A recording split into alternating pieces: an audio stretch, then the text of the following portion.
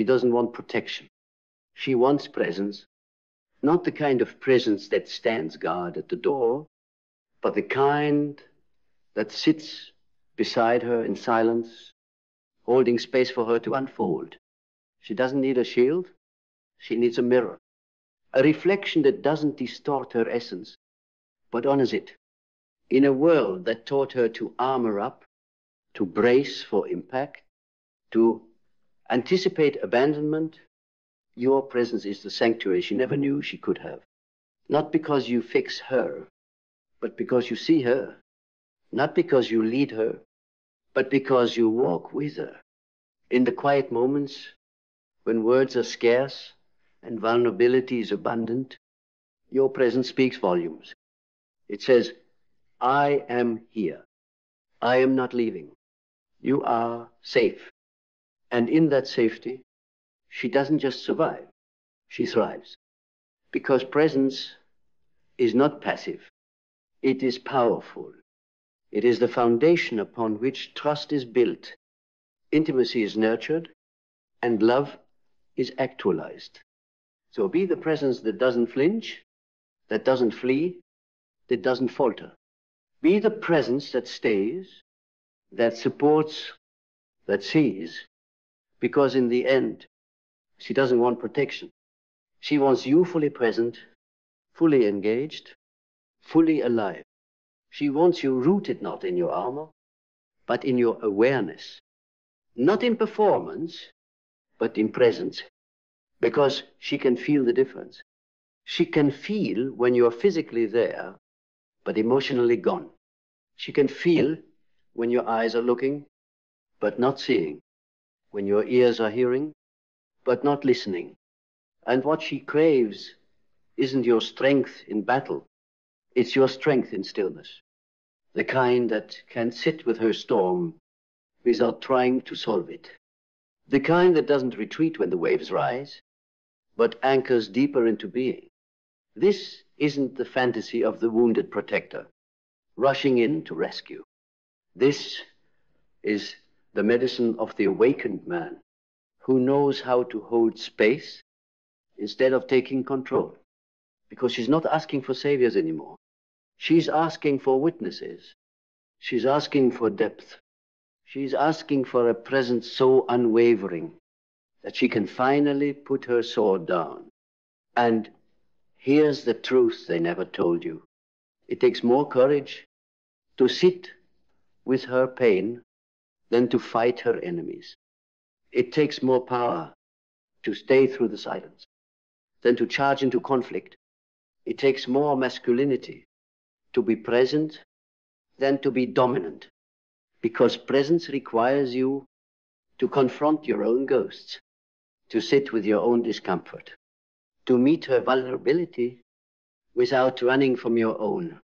And when you do, when you become the man who no longer hides behind fixing, who no longer fears emotional terrain, who no longer confuses control with care, she will feel it in her bones, in her breath, in the way she softens, not because she is weak, but because she has finally found a place strong enough to rest her fire.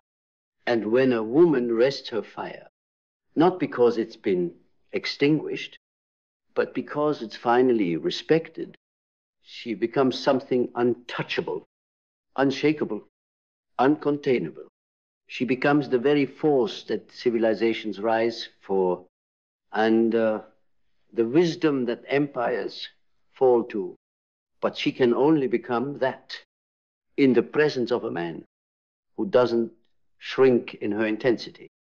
A man who does not need her to be small, to feel large. Who does not need her to be quiet, to feel heard. Who does not need her to be easy, to feel safe. She's not looking for ease. She's looking for truth, not just in words, in energy, in presence, in your breath. When she tells you something sacred, in your eyes, when she shows you her shadow, in your silence, when her soul begs to be held, not handled, because the truth is, Your presence, when it's real, when it's grounded, when it's undivided, it heals. It doesn't fix her. It reminds her that she was never broken.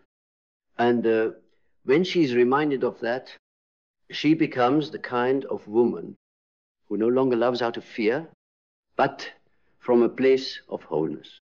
And in that place, your connection is no longer a contract of protection. It becomes a dance of presence. Two whole beings, meeting, listening, unfolding, without pretending, without performing, without disappearing behind masks of who they think they need to be. That is real union. Not the kind written in vows, but the kind spoken in energy. Not the kind sealed with rings, but the kind etched into silence. The kind that doesn't bind you, but frees you. Because when you show up with presence, you are no longer her protector. You are her partner in truth, no longer her savior, but her sanctuary. And she becomes yours. Because presence isn't something you give to her. It's something you share with her.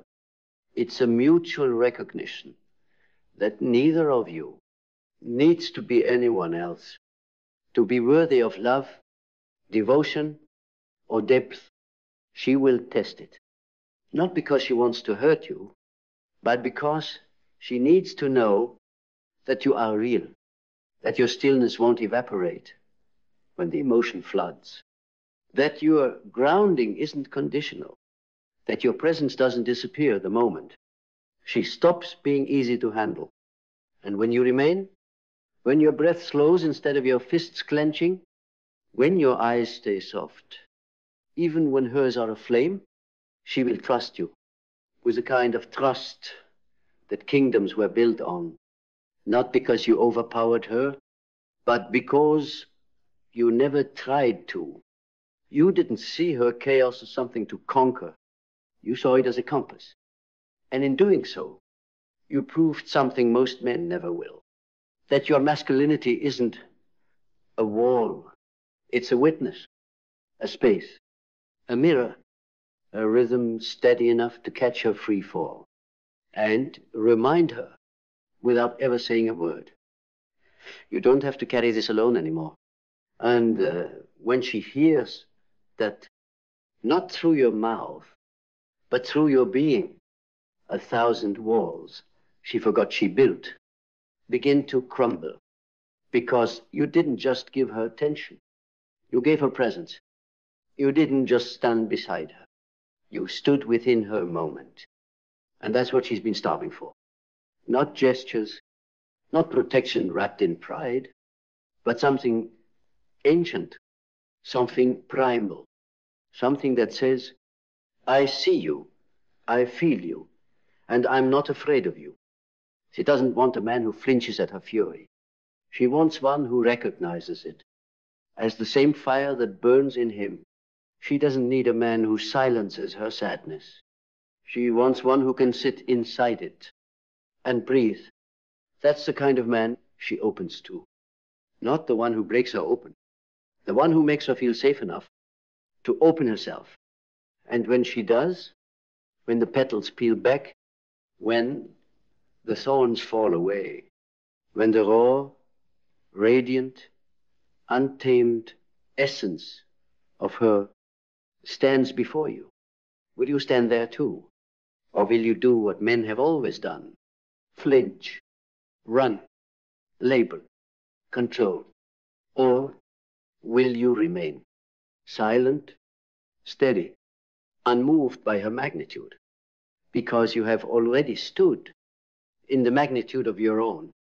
That is what she wants. Not your armor, not your promises, not your performance.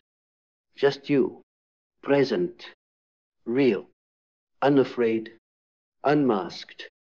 And when you give her that, she will not just follow you. She will walk beside you as your equal, as your mirror, as your sacred counterpart in the world that has forgotten what it means to truly be seen. And in that mutual seeing, something holy awakens. Not religion, not doctrine, but a raw, embodied remembrance that love was never about control. It was about presence. That masculinity was never about power over. It was about power within. The world has taught men to protect by building walls. But the sacred man, he protects by staying open. He does not need to guard her. He guards a space where she can become all that she is. He doesn't lead her into safety. He creates safety by being the kind of man who does not abandon himself when things get hard. And that kind of man, he doesn't just protect, he transforms. He becomes the invitation for her to breathe again, to soften again, to trust the kind of connection that doesn't suffocate, but liberates. Because presence liberates. It doesn't cage. It doesn't ask for performance. It asks for truth. And when two people bring their truth to each other, without flinching, without fixing, without folding, what they create is not a relationship. It is a revolution of love, rooted not in fantasy, but in reality, not in perfection, but in presence. That is what she wants. Not your silence, not your sword, not your strategies. She wants your spirit. Here, now, unhidden, unarmed, because she's not asking you to fight for her. She's asking you to feel with her, to stand with her, to walk into the storm beside her, and never ever let go of yourself while you hold her. And when you can do that, when you can hold her without losing you, stand firm without making her shrink, love without owning, witness without managing, you become what the world is starving for. A man not driven by ego, but led by essence.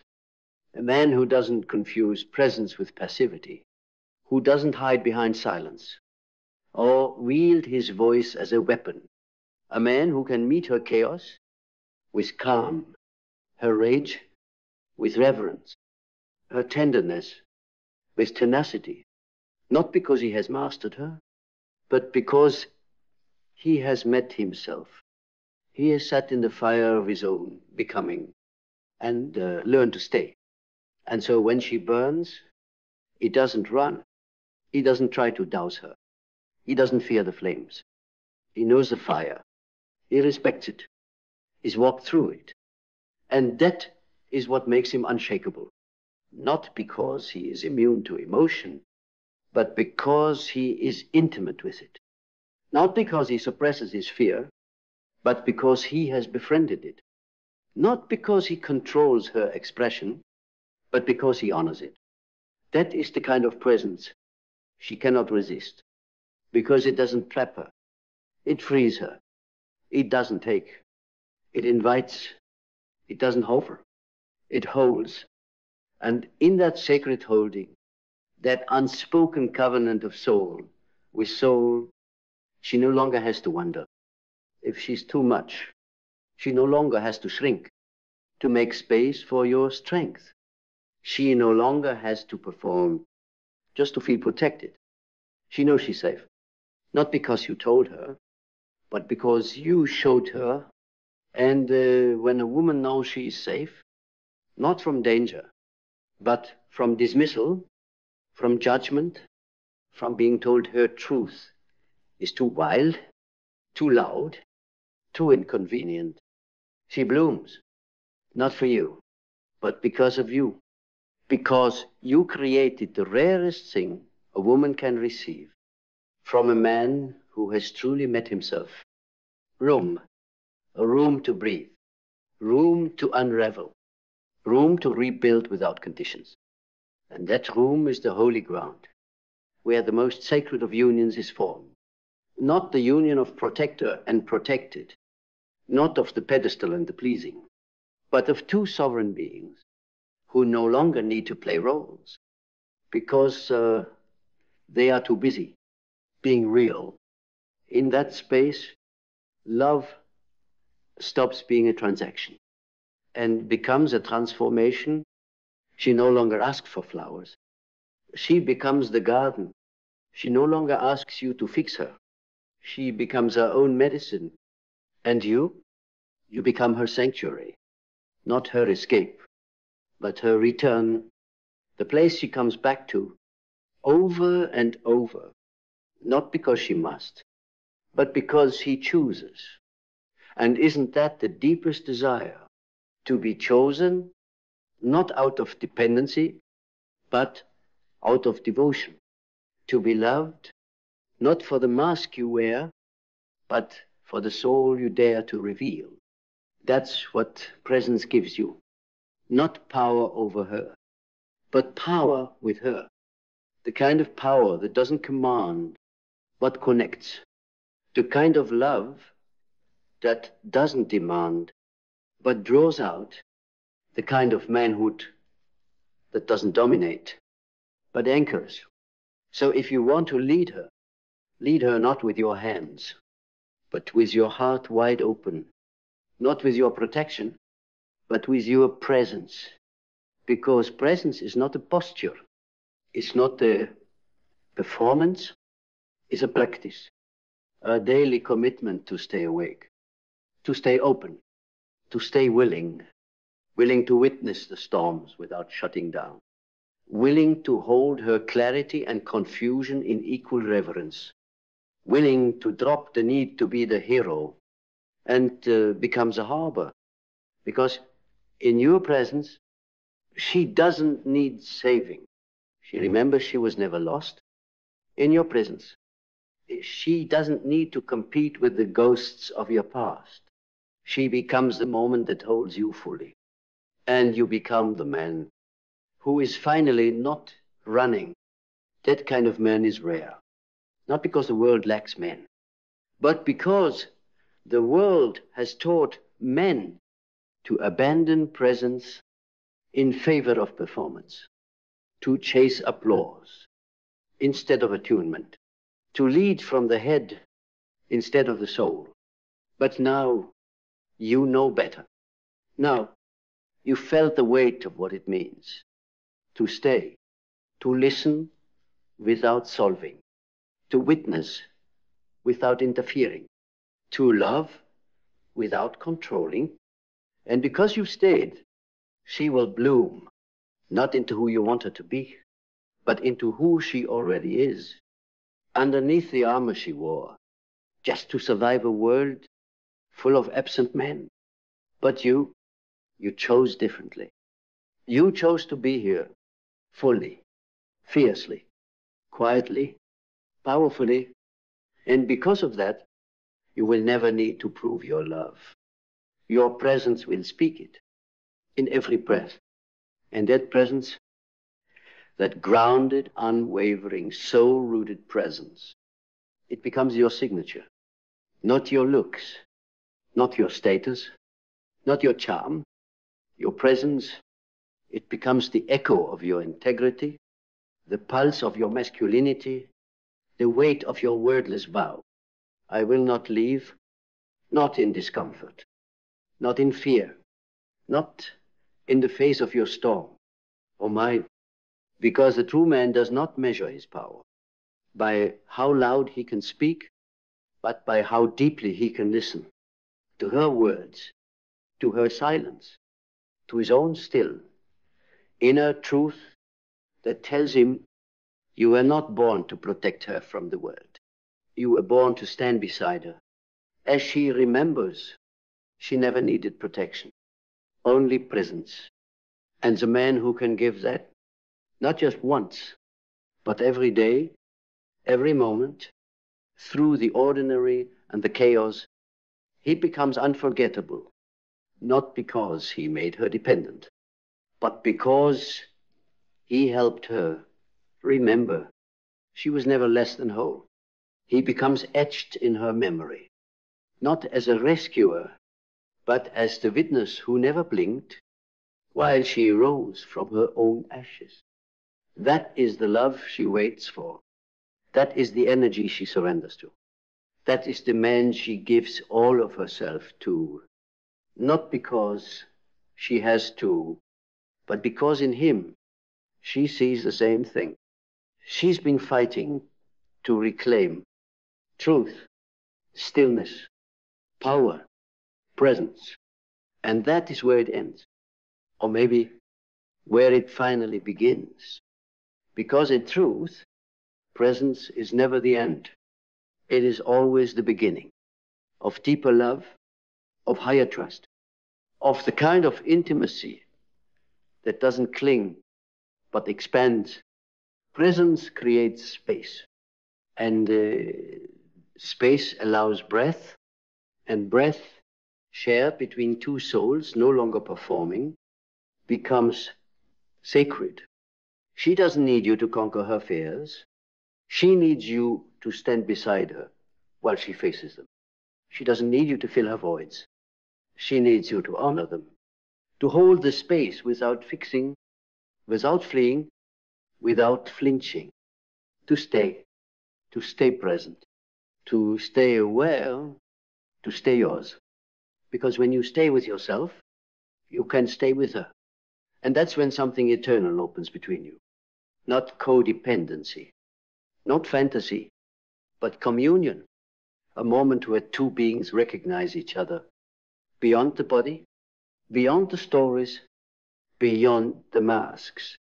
A moment where love stops being a transaction and becomes a truth, where the masculine no longer guards or dominates, but guides through devotion, where the feminine no longer begs for protection, but dances in her own radiance unapologetically because she knows he sees her, he honors her, he meets her, and that meeting of soul with soul, of silence with silence, of breath with breath is what she's been searching for. And you're not here to impress her. You are here to meet her in the depth, in the stillness, in the fire, and in the presence that says, without a single word, I'm not going anywhere. And in that moment, when no words are needed, when everything is felt, when everything is real, something ancient awakens. Something the modern world forgot. In its race for validation, its obsession with dominance, its addiction to performance, that something is sacred, not religious, not scripted, but sacred. Because when presence enters the room, when a man arrives in his wholeness, without agenda, without ego, without a script to follow or a mask to wear, he does more than hold space. He becomes it. He becomes the stillness that calms, the gravity that steadies, the energy that says, you can rage, you can cry, you can collapse, and I won't run, I won't rescue, I will remain. And in that remaining, love is no longer a performance. It becomes a practice, an act of devotion, not just to her, but to truth, to integrity, to the divine space between two people who no longer seek to change each other, but to know each other. That's what she was waiting for. Not protection, presence. Because presence doesn't try to prove itself. It radiates.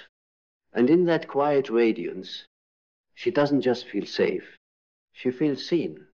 Not for who the world wants her to be, but for who she truly is. Raw, radiant, untamed. And you, the man who dared to meet her there, without shrinking, without controlling, without needing her to be less.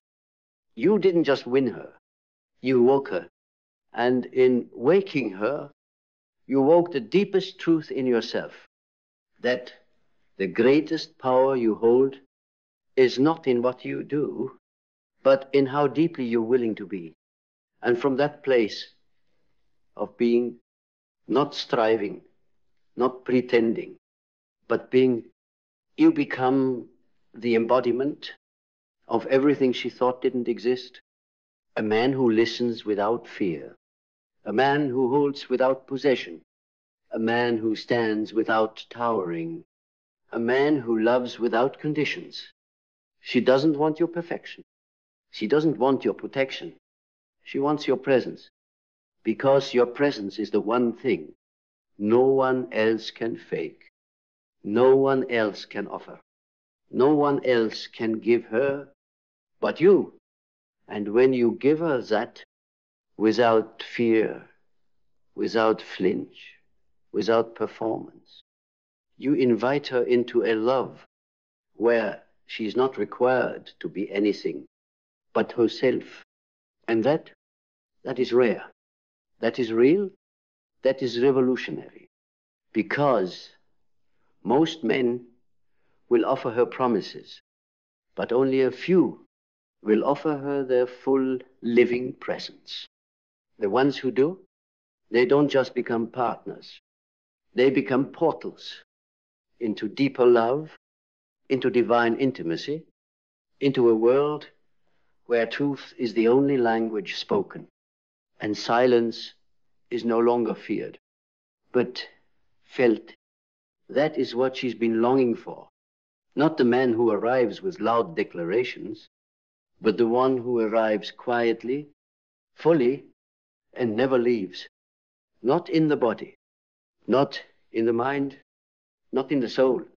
The man who understands that his real strength was never in how much he could protect her, but in how much of himself he was willing to reveal. And in doing so, he doesn't just give her love, he becomes it. So let the world keep chasing noise.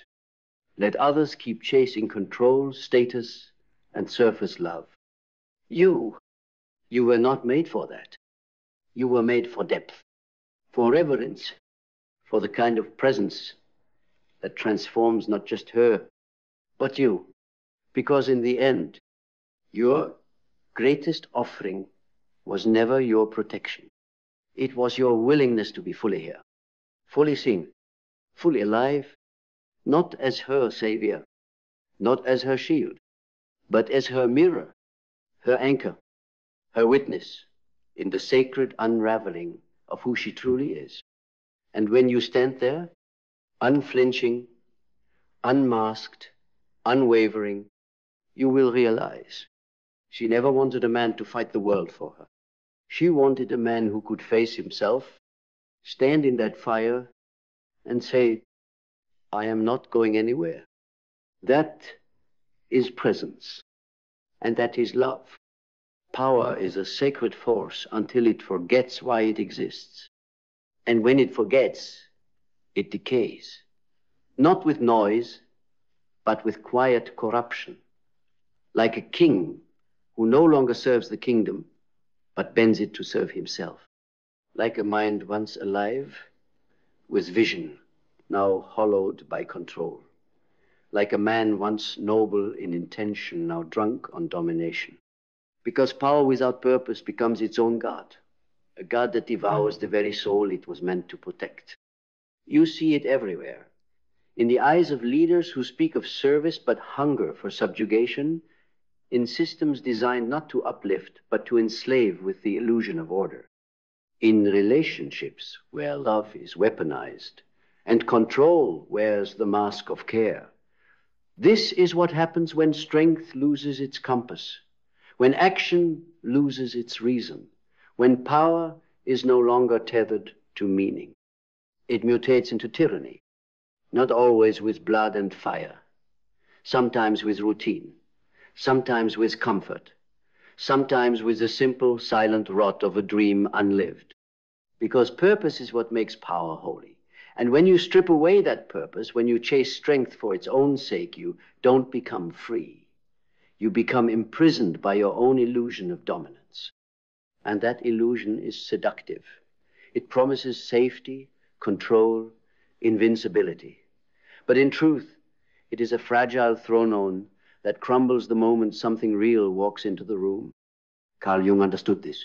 He spoke of the shadow, that dark reservoir within each of us, teeming with everything we repress, deny, and abandon. The man who seeks power without purpose, he is possessed by that shadow. He doesn't wield power, he is wielded by it. Because when you don't know why you want power, you will always use it to fill a hole that cannot be filled. You will demand loyalty instead of earning respect. You will manipulate love instead of offering presence. You will confuse fear for reverence and silence for peace. And you will call it leadership, you will call it masculinity, you will call it success, but it is none of those things. It is insecurity dressed in armor. It is trauma dressed in strategy. It is emptiness disguised as ambition. The truth is, real power begins where ego ends.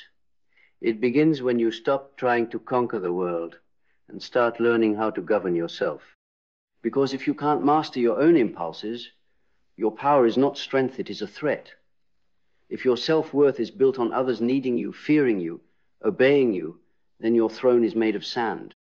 But the man who leads with purpose doesn't need to dominate. His presence alone redirects the room. His integrity is his strategy. His mission is his map, and his silence says more than most men's shouting. He is not feared, he is trusted. He is not loud, he is clear.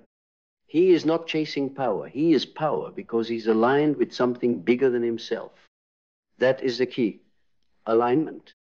Power without alignment is like fire without containment. It scorches, consumes, destroys. But power with alignment, that is divine. That is transformation. That is the force that rebuilds civilizations, not just commands them. But to find your alignment, you must know your purpose. And not the shallow performative purpose that looks good on paper. Not the 10 steps to success kind of purpose. No. I'm talking about soul-deep purpose. The kind that breaks you open. The kind that scares you because it demands your whole self. The kind that doesn't ask for applause, only obedience to truth. To find that kind of purpose, you must go inward, into the silence, into the dark forest of your own unmet desires and unresolved grief.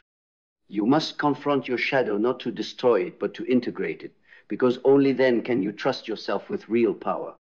That journey inward, that is the hero's path. Not the path of conquest, but of remembrance. Remembering who you were before the world tamed you, before fear taught you to perform, before pain taught you to control, before power became your substitute for connection.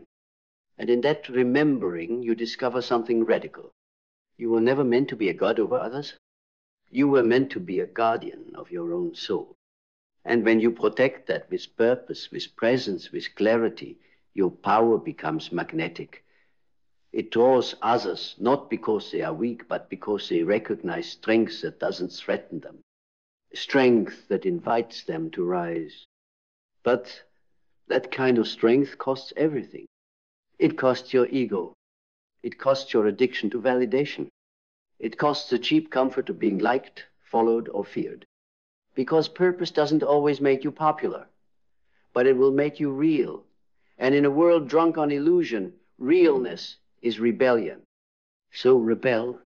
Refuse to be another empty king ruling over hollow victories. Refuse to wield power like a weapon against your own insecurities. Use it like a torch that lights the way, not just for yourself, but for those still fumbling in the dark, still trying to understand why everything they've built feels meaningless. Because power without purpose is tyranny. But power with purpose, that is freedom, that is legacy, that is life, fully awakened. And when you awaken, truly awaken, you see it all differently. You no longer envy the man who sits at the top of the world if he is empty inside. You no longer covet the illusion of control because you felt something greater, sovereignty. The kind that doesn't demand submission, but inspires reflection. The kind that doesn't conquer with fear, but elevates with truth. That kind of sovereignty cannot be bought. It cannot be stolen. It must be earned through war. Not war with others, but war with yourself. The war of dismantling the false thrones you built inside your mind. The war of facing your own hunger for control and realizing it comes from the wound of not feeling worthy. The war of watching your carefully constructed identity crumble under the weight of your own growth. And then, from the ashes, you rise not as a better version of who you were pretending to be, but as the original blueprint of who you were before the fear. You remember what it means to serve something sacred. Because true power is not self-centered, it is soul-centered. It does not shrink when challenged. It expands. It deepens. It roots into something unshakable. And that's why so many fall apart. The moment they get what they thought they wanted, they built empires without a mission. They built influence without insight. They pursued dominance without direction. And now they sit in palaces of achievement that feel more like prisons. Because power is intoxicating, but without purpose, it is poisonous. A man who ascends without knowing why will descend without knowing when. But a man who knows his why, he walks with fire in his chest and peace in his bones. He does not rush. He does not beg. He does not prove. He moves. He moves with clarity, with conviction, with vision so sharp it cuts through noise like a blade through silk. And when that kind of man enters a room, everything changes. Not because he demands it, but because his alignment commands it. You don't need to be the loudest. You don't need to be the most followed. You don't need to dominate the conversation. You need only one thing, to be fused to your purpose like steel to flame. Because when you are, the world cannot ignore you.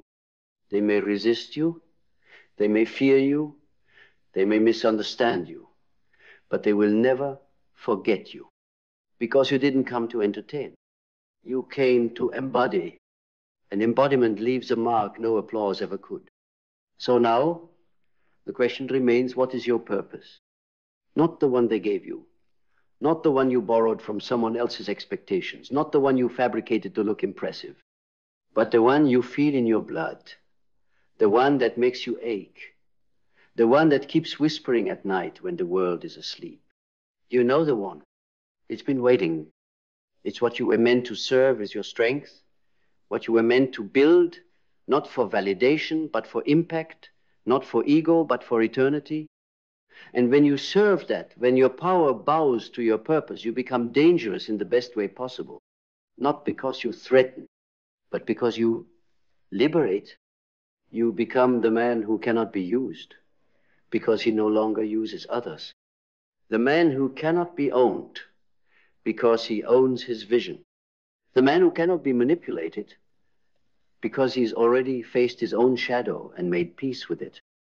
This is the path of the modern warrior, not to dominate, but to deliver truth in a world starved of it, to deliver clarity where there is confusion, to deliver order, not through force, but through alignment, and to deliver purpose to a world drowning in power without soul.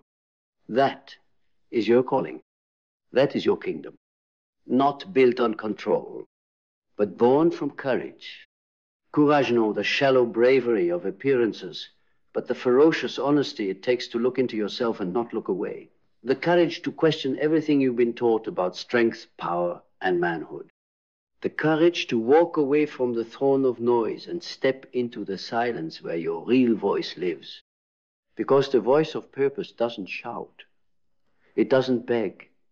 It doesn't seduce with promises of control. It whispers with relentless clarity. There's more to you than what you've been pretending to be. That voice is your map, your compass, your truth. But to follow it, you must let go of the false altars, the ones built on fear, the ones built on needing to be someone, the ones built on avoiding your pain by collecting achievements. Because power for the sake of avoiding your own insignificance isn't power, it's panic dressed in prestige. So what if you stopped performing? What if you stopped trying to be powerful and started becoming potent? Because potency is different. Potency is not image. It's not about domination or command. It's the quiet violence of presence, the depth of knowing why you've come, the unshakable weight of someone who knows their role in the greater design. The world has enough powerful men. It's starving for potent ones. Men whose actions align with something deeper than their egos. Men whose leadership doesn't demand followers, but ignites leaders in others. Men who aren't building empires to escape their pain, but are building temples where truth can live. This is your turning point.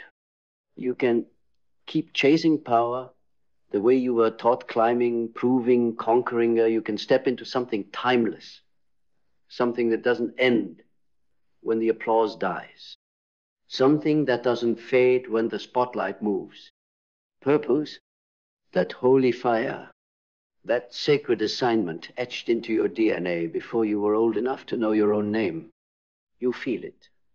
You've always felt it.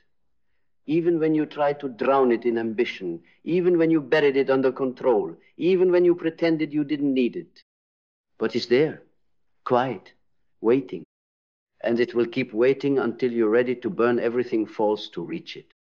And that fire, it doesn't destroy you, it refines you. It burns the boy who feared rejection, the man who performed for attention, the tyrant who controlled to feel safe.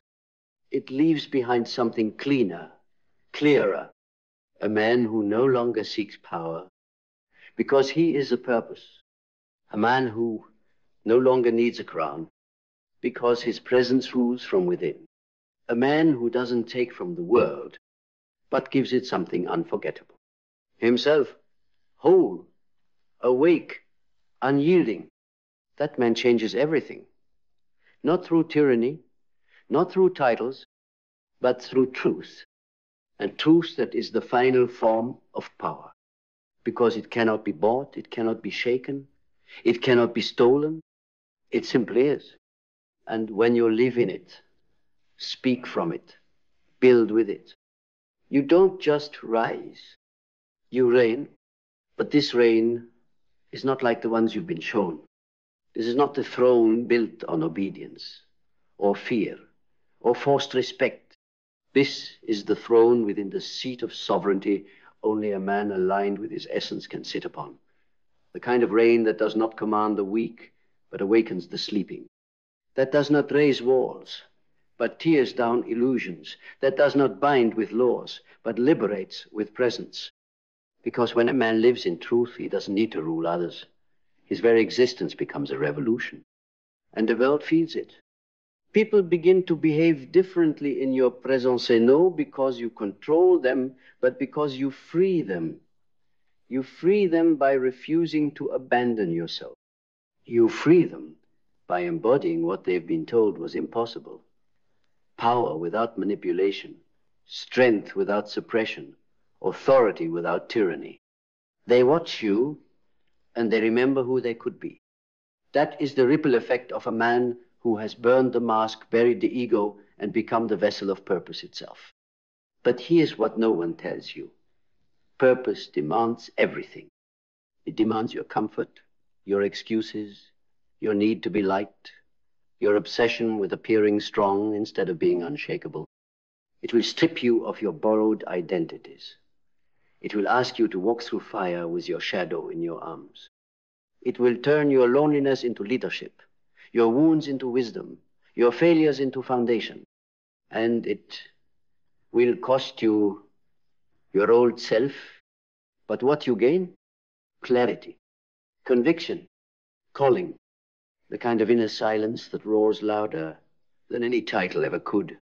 Because once you've found your purpose and you let it run through you like blood, nothing can own you again.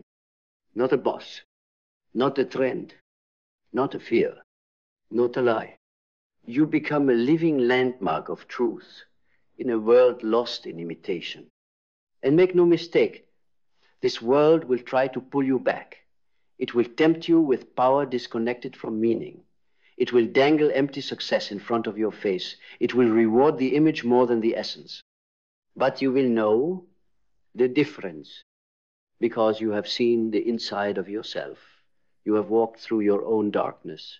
You have stood face to face with the tyrant you could have become and chosen the path of the sovereign instead. And that choice, you will make it every day. When it would be easier to control instead of trust. When it would be safer to silence instead of speak. When it would be faster to manipulate instead of move with integrity. But you won't trade your soul for shortcuts anymore. You've already burned the false god of control. Now, you live in alignment, and alignment doesn't shout. It resonates. It moves differently, speaks less but says more, listens deeper, acts cleaner. It is not the loudest in the room, but it is the most felt. And from that place, you build relationships rooted in mutual empowerment, not dependency. You build communities where authenticity is currency. You build systems, structures, legacies not to preserve your ego, but to pour your essence into something lasting. Because now you understand what legacy really is. It's not what you leave behind. It's what you awaken in others while you're here. And that is the only kind of power worth pursuing. The only power worth having is the kind that makes others feel more powerful in your presence and no less. It's the power that doesn't demand the spotlight, but carries light wherever it goes. It doesn't inflate the self, but expands the space around it, giving others room to breathe, to speak, to become. That's legacy. Not a name carved into buildings, not a brand built on vanity, but a frequency of vibration so pure, so grounded in purpose, that long after you are gone, it continues to echo through those you've touched. Not through control, through resonance. Because what the tyrant forces, the purposeful man inspires. You've seen what happens when men lead from emptiness. They create kingdoms of compliance, not connection. They hoard power because they don't trust others. They command silence because they cannot handle truth. They govern through fear because they've never learned how to govern themselves. That is not strength. That is unresolved trauma in a crown. But the man who leads with purpose, he governs himself first. He doesn't seek followers, seeks alignment. He doesn't broadcast authority, he embodies it. He doesn't force change, he becomes the change, and the world responds accordingly. That's what real influence is. Not coercion, but consequence. Not manipulation, but magnetism. Not domination, but devotion to something higher than self-interest. That kind of man terrifies the world that feeds on ego. He cannot be bought, cannot be baited, cannot be broken by approval or destroyed by rejection. He moves differently because he knows who he serves, his mission. And mission gives meaning to suffering. Mission gives structure to chaos. Mission turns pain into fire and fire into clarity. Because you will still face struggle. You will still be tested. But now, every test becomes a mirror. Every failure becomes a lesson. Every delay becomes refinement. Because you're no longer measuring progress by outcomes, you're measuring it by alignment. And aligned men are dangerous. not to people, but to systems that survive on numbness, to narratives that say you must dominate to matter, to illusions that tell you power is more important than purpose. You become the antidote, the glitch in the matrix, the reminder that a different kind of man exists, a man who no longer fears his own depth, a man who can sit in silence without needing to fill it with noise, a man who can stand alone without collapsing into self-doubt, a man who doesn't need to be needed because he knows he is necessary. And when you walk like that, with purpose etched into your spine and vision humming in your blood, everything you touch transforms. You no longer chase, you attract. You no longer force, you flow. You no longer command respect, you are respect. Because your life becomes your message. Your choices become your leadership. Your presence becomes your legacy. And your power now, fused with purpose, no longer threatens, but uplifts. No longer burdens, but blesses. No longer controls, but creates. You are no longer a man who rules through fear. You are the man who rules through fire. Now it's time. Time to stand not as a version of someone they expected, but as the man you remembered yourself to be. Time to lead not with noise, not with force, but with a silent fire of alignment that moves mountains without ever raising its voice. Time to live not to impress, but to embody. Let them chase power. You walk with purpose. Let them demand control. You hold the flame of something ancient, something holy. You are not here to rule the world. You are here to rebuild it with your presence, your truth, your example. And in a world starved of meaning, your life becomes the sermon. Your silence becomes the revolution. Your purpose becomes the pulse others remember how to feel again. Because you are no longer a man chasing fire. You are the fire.